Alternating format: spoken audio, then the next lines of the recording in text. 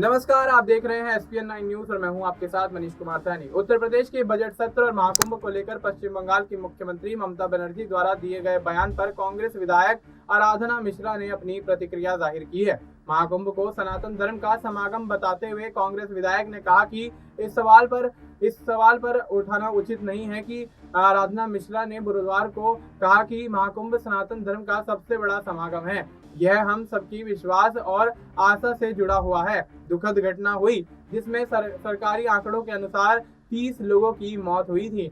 इस पर हम अपनी संवेदनाएं देते हैं, लेकिन इतने बड़े समागम पर सवाल उठाना सही नहीं है। महाकुंभ को एक धार्मिक आस्था से जुड़ा आयोजन बनाने हुए आराधना मिश्रा ने यह कहा कि इस तरह के समागमों को लेकर कोई भी नकारात्मक बयानबाजी नहीं करनी चाहिए और ऐसा बयान देना न केवल अनुचित है बल्कि यह लोगों की भावनाओं को ठेस पहुंचाता है। इतने बड़े समागम में लाखों लोग शामिल होते हैं जो सनातन धर्म से जुड़ा हुआ है। उस पर सवाल उठाना न केवल गलत है बल्कि यह समाज में अस्थिरता उत्पन्न करने वाला है। वहीं उत्तर प्रदेश विधानसभा के बजट सत्र और सत्र से पहले दिन उर्दू भाषा को लेकर हुई जोरदार बहस पर आराधना मिश्रा ने अपना बयान भी दिया।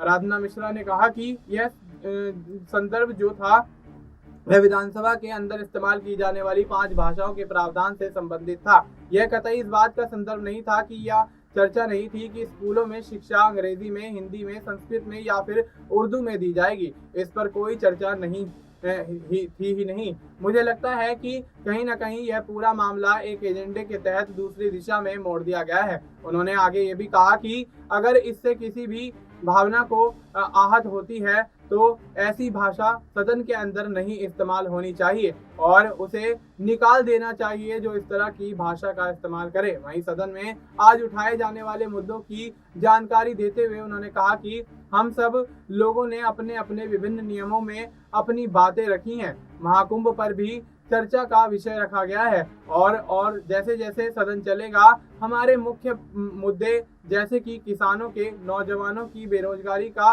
और महंगाई के, इन सब पर चर्चा विस्तार से होगी। अब ऐसे में उत्तर प्रदेश की विधानसभा में जिस तरह से यहाँ पर हंगामा होता हुआ नजर आ रहा है और योगी आदित्यनाथ के बयान के बाद सियासी बवाल खड़ा होता हुआ दिखाई दे रहा है, तो अब देखना यही होगा कि क्या महाकुंभ के बाद अब अपने बयान को लेकर उत्तर प्रदेश के मुख्यमंत्री योगी आदित्यनाथ घिरते हुए नजर आएंगे। फिलहाल आपको इस मुद्दे पर क्या कुछ लगता है, आप अपनी राय हमें कमेंट करके बता सकते हैं। बाकी देश और दुनिया से जुड़ी तमाम जानकारी के लिए आप देखते रहिए SPN9।